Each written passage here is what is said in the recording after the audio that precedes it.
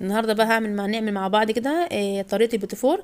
هنعمل احلى واطعم طريقه بيتي فور دقتوها وعملتوها في حياتكم. ان شاء الله باذن الله حبايب قلبي هتعجبكم قوي قوي قوي.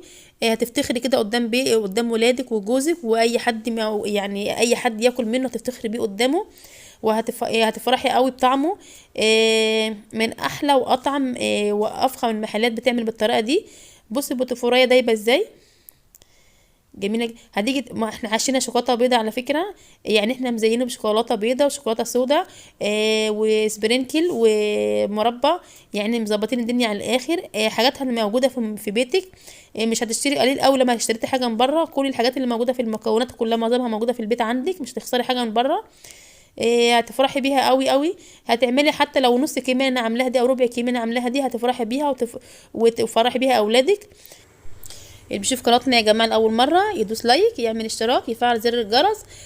وقبل ما ندخل على الفيديو نقول بسم الله الرحمن الرحيم. اللهم صل وسلم وبارك على سيدنا محمد وعلى اله وعلى اصحابه اجمعين تسليما كثيرا. النهارده هنعمل مع بعض البيتي فور. المكونات بتاعته 4 كوبايات دقيق. انا حطاهم في اطباق عشان بس الحاجات التانية حطاها في كوبايات تبقى مميزاها يعني. دول 4 كوبايات او اطباق من الدقيق، ده مقدار بنفس حجم الكوبايه. ومعانا كوبايه سكر بودر. معانا كوبايتين سمنه. كل الكوبايات كلها حجم واحد، يعني الدقيق ده احنا كنا حاطينه في كوبايه فضيناه في طبق عشان ناخد الكوبايات بس. كوبايتين سمنه مقدار واحد، كوبايه سكر بودر. تاني هقول 4 كوبايات دقيق. الدقيق ده احنا نخلينه على فكره، لازم تنخلي الدقيق بتاع المعجنات. بيضتين صفار بيضتين. بس هما كده ايه يعني صحوا من ساعه باين عليهم. اللهم صل على سيدنا محمد. 2 فانيليا. هنعمل دلوقتي البيتي فور بتاعنا. الحاجه طبعا اللي هتعمله معانا النهارده زي ما قلت لكم هي تجيله كل فتره. بتعملي الحاجات اللي هي الواحد نفسه فيها، ربنا يخليها لنا يا رب. هنفضي الدقيق في البوله بتاعتنا. نحطها شويه كده بس.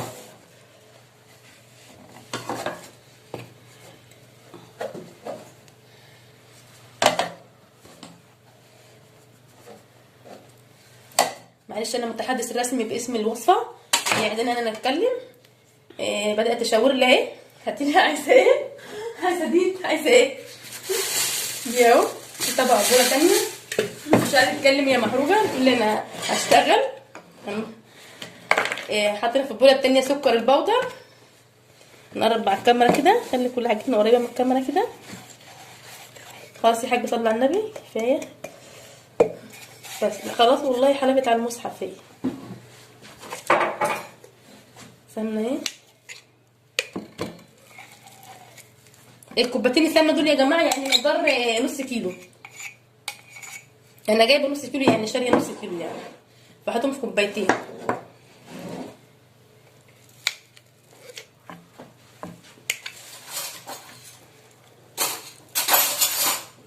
بس كده. فاضل معلقه تانية اهي عشان ايه نعرف ايه. السمنه بتاعت الشتا صراحه صعبه شويه، 2 بيفضوا السمنه. هاتي ده اهو حاجه تعبنا معانا معلش، احنا نفضلها احنا تمام كده. قلب بقى هي بقى ايه بالمضرب بتاعها كده. حط على الكاميرا كده. لا تمام كده حلو قوي. نشيل العده اللي حوالينا كده وننضفها كده تمام.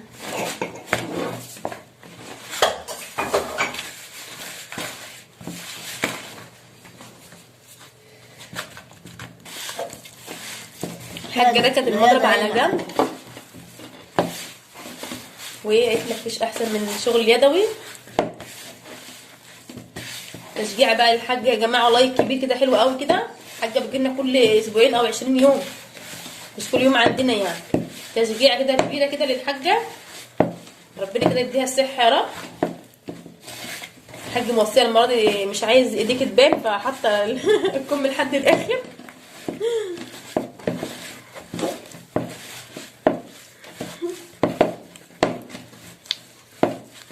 تمام.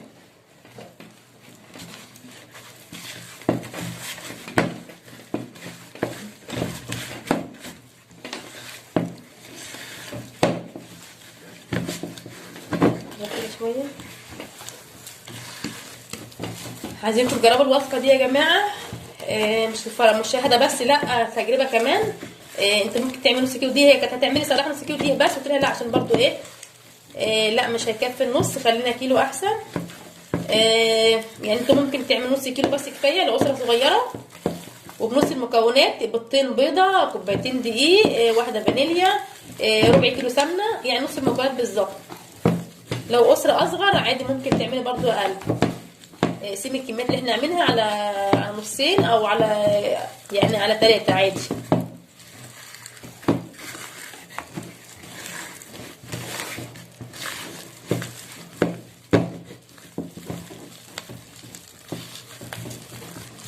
هتفضل طبعا ايه نعمل عجينه كده يمين شمال لحد ما ايه تدوب في ايدينا خالص.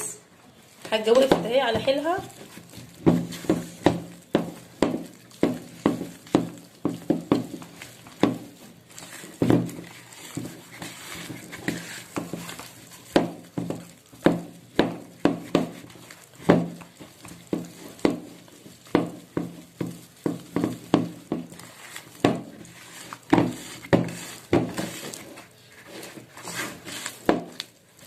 مدوبه خالص خالص خالص.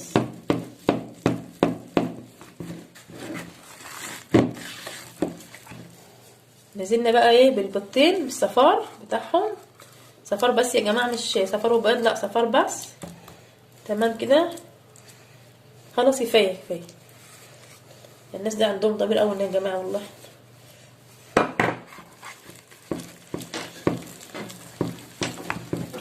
بس استحسن يا جماعه بيض بلدي، عشان البيض البلدي صراحه بيبقى حلو قوي، بيبقى يعني اصفر قوي كده، وفي نفس الوقت مش زفر. يعني الفور بالذات بيبقى عاوز البيض البلدي الافضل يعني. شوف صفر العجينه ازاي بقى جميله ازاي.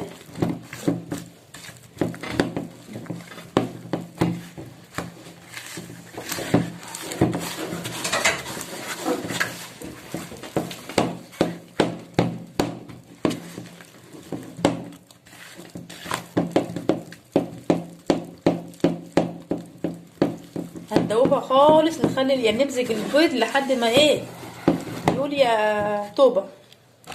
هننزل شغاله، ننزل بدي اهو. طبق خدي نجيب لي الحاجه. هنفضي كده واحده واحده كده.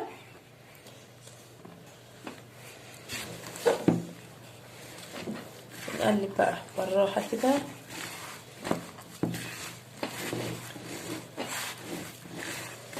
ما بنحطش طبعا الدقيق كله مره واحده، بنحط شويه شويه.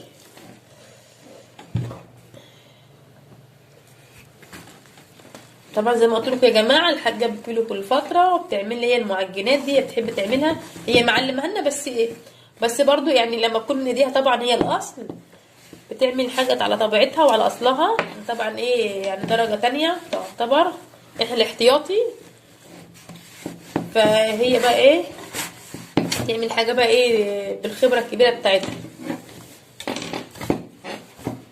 اللي ما دخلش على الفيديو بتاع الحاجه الفتره اللي في بتاع الكماج والمنين والقراقيش والقرصه الصفراء، كان عاملين 3 حاجات الاسبوعين اللي فاتوا لما جت في الزياره الاولانيه. يدخل على الفيديو ويتفرج يا جماعه.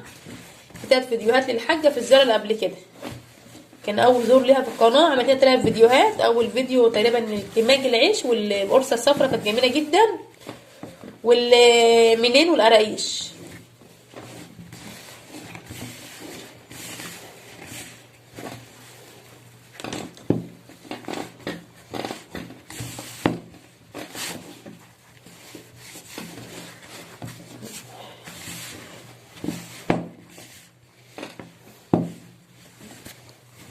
هتقعد بقى ايه يعني، احنا زي ما احنا قلنا ايام في الفيديو بتاع المنين لما كنا بنعمل عجينه، كنا ايه قلنا لازم نبسها يعني نعمل لها حاجه اسمها فرك كده، نفركها على الاخر.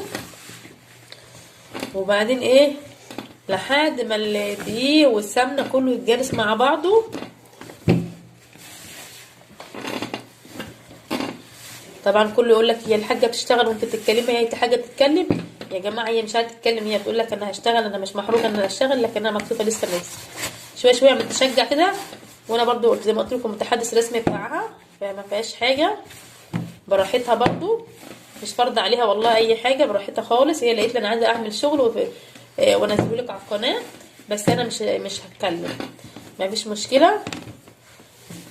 عايزين بس لايك تشجيع عشان ايه، نقول لها يلا يا حاجه عايزين نسمع صوتك الحلو. تشجيعات كده وتعليقات كده جميله كده، مواد الحلال كده، يا رب كده يبارك لهم كده تعليقاتهم الجميله دي.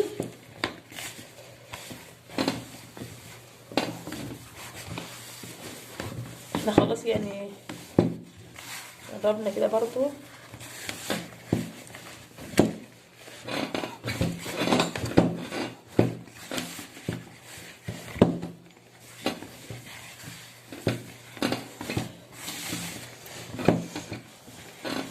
قرب اسوي الكاميرا كده ثواني. ننزل بقى ايه بالفانيليا ايه،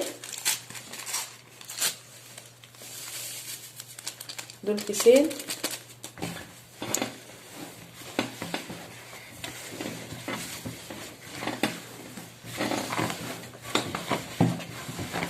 طبعا يعني البوتفور هو معروف الموسم بتاعه في العيد، بس احنا يعني ايه نفسنا هفت عليه بقى. اول حاجه قالت لي انا نفسي هف على البوتفور، انا اعمل لك ماضي بوتفور، فاحنا يعني تحت امر الحاجه اللي نفسها تلف عليه وعايزه تعمله براحتها. احنا نقول لها بس كتر الف خيرك رضا اول انها تعملنا حاجه. صوتي طبعا متغير يا جماعه، معلش عندي برد، مش عارفه بقى انهي الاحسن، وانا عندي برد ولا وانا قبل البرد، عشان لو عجبكم الصوت ده دلوقتي ممكن نخليه على طول. بس متهيألي لا، تحس ان هو مخنف شويه، لا انا متهيألي اللي مش عندي برد احسن، بس للاسف لازم اتكلم بقى ان مش هيبقى انا والحاجه يعني.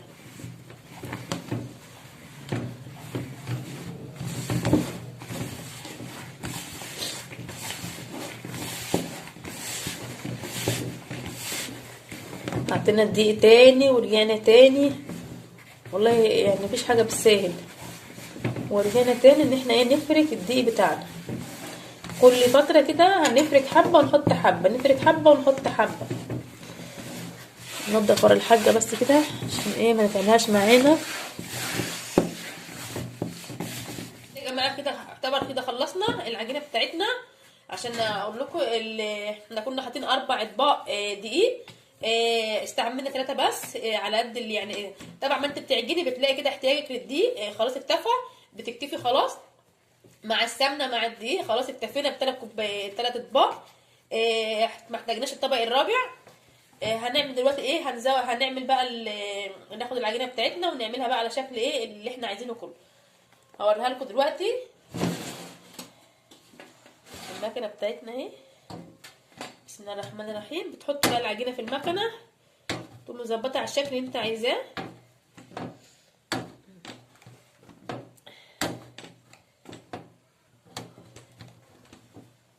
طبعا بيبقى في المكنه كذا شكل، انت الشكل انت حباه.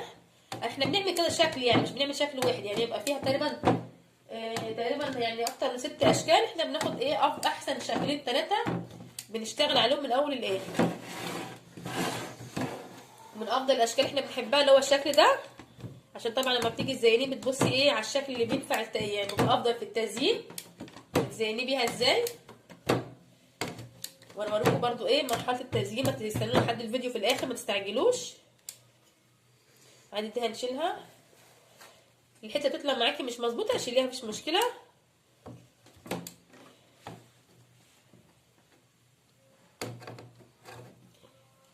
نقرب كده شويه، نحط بقى عجينه تاني ونرجع نكمل كده. احنا ايه زينا كام صينيه اهي، بس الصاجه بتاعتنا الشكل بتاعها جميل ازاي. احنا بنحب نعملها صغيره لان كده بعد التسويه بتقوم يعني بتنفش شويه كده، او بمعنى صح يعني الحجم بيكبر شويه، فلما تكون صغيره يبقى افضل، خاطر لما تكبر ايه في المستوى الطبيعي. تمام كده. دي الصاجه بتاعتنا، دي السنتين المقطعتين بتوعنا. بص عملنا شكل تاني، ده شكل القلب اهو، عملنا السنتين منهم. هنعمل برضو شكل تالت هوريهولكم برضو دلوقتي. دي الكميه اللي احنا عملناها بقى يعني مش من 3/4 كيلو دي، ما شاء الله كميه قد ايه، ما شاء الله ولا حول ولا قوه الا بالله. هتدوقوا ان شاء الله باذن الله احلى بتفور من ايد الحاجه. ان شاء الله باذن الله يعجبكم، ومش هتبطلوا تعملوه تاني ان شاء الله برضو. هحط بقى التسويه دلوقتي، تخش في مرحله التسويه وارجع اوريهولكم. ولسه مرحله التزيين ما تستعجلوش. احنا هنحط بقى في درجه حراره 180، ونحط الصواني في النص، مش هنحطها تحت ولا فوق خالص، لا هتبقى في منتصف الفرن. زي ما بقول لكم 100 درجه حراره 180. وهنسخن بس الفرن 5 دقايق بس مش اكتر. الصينيه بتقعد 10 دقايق بالظبط تطلع. هتحمر من فوق او تحمر من تحت، مش ما تحتاجش ان انت تشغلي شوايه ولا حاجه. وهنطلع لكم بعد التسويه ان شاء الله باذن الله كده، ونوريكم ازاي نزينهم. احنا طبعا عملنا البيتفور بتاعنا اهو، وزينا شويه منه. شايفين يا جماعه شكل جميل قوي ازاي. الحاجه اللي مزينه الجزء اللي متزين دلوقتي ده، مزينه بقى بطريقتها هي. قالت لي انا هزين انا على مزاج انا. دي بقى الشوكولاته البيضاء اللي احنا مسيحينها على بخار ميه سخنه. ده الكريسبي شوكولاته. دي الشوكولاته برضو حجر سودا، انا مسيحاها برضو على بخار ميه سخنه زيها زي الشوكولاته البيضاء اللي جنبها. بصي جميله ازاي. ده السبرينكل يا جماعه. ايه الفرق بين السبرينكل والفورماسيل؟ السبرينكل بيبقى مدور ملون، لكن الفورماسيل بيبقى رفيع طويل كده. بيبقى شكله اشيك يعني. بحب السبرينكل اكتر من الفورماسيل. ودي المربى، انا كنت حاطه في كل طبق المعلقه الخاصه بيه، عشان برضو الواحد يعني نشتغل كده على يعني اسلوب كده كويس كده، وما نعكش الدنيا ببعضها. هبدا اخد قطعه قطعه وازينها بقى. بناخد اللي هم الاشكال اللي هي شبه بعضها بالظبط كده، بنزينها بقى بشكل انت عايزاه. انت عندك بقى كذا حاجه، شوكولاته بيضه، شوكولاته سودا، كريسبي، مربى براحتك انت. الحاجه عملت الجزء اللي هي حباه بالطريقه اللي هي حباه بشكل اللي هي حباه. انا اعمل برضه. انا هروح مدمنه شوكولاته صراحه، بحب الشوكولاته جدا. مش انا لوحدي، كمان انا وباقي افراد الاسره كلها. يعني انا عملت في النص كده شوكولاته وزينتها من الجنب، وحتى برضه حطيت سبرينكل. هو برضه يعني السبرينكل جميل جدا، حتى لو هتعمليه من مع المربى او الشوكولاته تبقى حلوه قوي.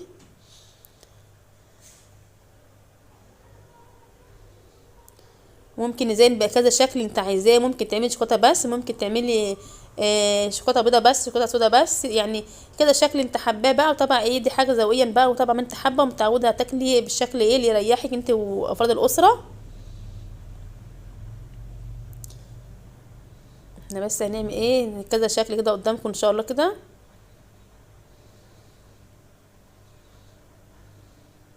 بس على فكره البيتفور بتاعنا دايب خالص يا جماعه، جميل جدا. اللهم صل على سيدنا محمد. لو انت حابه يعني انت الطريقه اللي احنا هنعمل بيها دي، انت لما تجربيها ان شاء الله هتلاقي البيتفوريه دايبه خالص. بس النجمه شكلها حلو قوي ازاي. احلى رسمه صراحه اللي هي بحبها جدا في التزيين كمان بتبان قوي، اللي هي النجمه. ورسمه اللي هي الحاجه عاملاها في الاول خالص، دي جميله جدا. دي بقى الشوكولاته البيضاء ممكن يعني تحطيها بس من غير اي تزيين ولا حاجه. بس انا حبيت احط شويه كريسبي كده يعملوا شكل كده. بقى بده منظر برضو جميل ازاي. انت بقى معاكك بقى كل بقى الشغل كله بقى، وانت بقى زيني براحتك بقى. ودي بقى نعملها بمربى. ناخد قطعه صغيره كده ونحطها. بعد التزيين ده يا جماعه على فكره انا بحطه في الفرن. يعني بكون مسخنه الفرن 5 دقايق كده، وبعدين احط بقى السيرفيس اللي فيه البيتفور كله اللي بعد ما زينته، احطه في الفرن 5 دقايق بس. اكون طافيه عليه، يعني انا بسخنه اول 5 دقايق واطفي عليه، واخد السيرفيس اللي فيه البيتفور اللي زينته كله واحطه جوه الفرن واقفل عليه. 5 دقايق دول بيفرقوا في بقى؟ بيعملوا بيخلوا البيتفوريه خلاص يعني تثبت وتجمد ما تقعش. ما تلاقيش تيجي تمسكيها تلاقي كده التزيين وقع والبيتفوريه طلع من بعضها. لا خلاص ثبت التزيين وثبت البيتفورتين فوق بعضهم كده وتماسكوا جمدوا. التزيين انت عاملاه بقى جامد خالص، بقى اكن الجبان من بره بالظبط. دي تكه برضو حلوه. جربوها برضو. لو انتوا عندكم مشكله انتوا بعد ما بتزيلوا تلاقوا الحاجه بتقع من بعضها كده، وتلاقوا بيتعزلوا من بعضهم تاني، لا حطيه في الفرن كده 5 دقايق وهو سخن، هتلاقيه ثبت جدا ومسك جامد. ومفيش اكن هي قطعه واحده مش قطعتين انت حطاهم في بعض. دي انا هعملها بس بالشوكولاته، مش هحط بقى فورماسيل ولا سبرينكل، شوكولاته بس. مكمل لكم يا جماعه. بصوا الشكل ده جميل عامل زي ده القلب برضو. البيتفور بتاعنا دايب. اللي حابب يعني يقلل من يعني مثلا لما تعملي الوصفه بتاعتنا وتلاقيه دايب خالص. في ناس ما بتحبش الحاجه الدايبه قوي، بتحبها ناشفه شويه، براحتك. بس احنا من عادتنا بنحب يعني الحاجه عودتنا ان الكحك او البسكوت او البوتفور لازم يكون دايب كده حلو. ده بيقول لك يعني هو حلاوته لما بيكون دايب. فعودتنا على كده وخدنا على كده طول عمرنا. انت بقى ممكن تقللي من السمنه شويه براحتك. يعني احنا عاملين كيلو ربع دقيق على نص كيلو سمنه، ممكن تعملي كيلو ربع دقيق على يعني اقل من نص كيلو سمنه، يعني تقللي من السمنه جزء صغير يعني تمن حتى كده. او ممكن نص كيلو دي لو انت حابه على اقل من ربع سمنه تمن سمنه. لو انت مش حابه الحاجه دايبه دي حاجه راجعه لك انت برضو.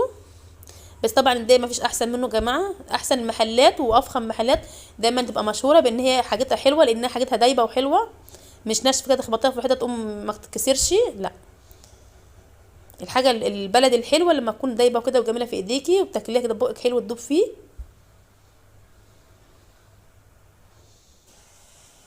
احنا بقى ايه هنكمل مع بعضنا خالص، وبعدين نوريكم في الاخر خالص البوتفور كله مع بعض وشكل التزيين عامل ازاي.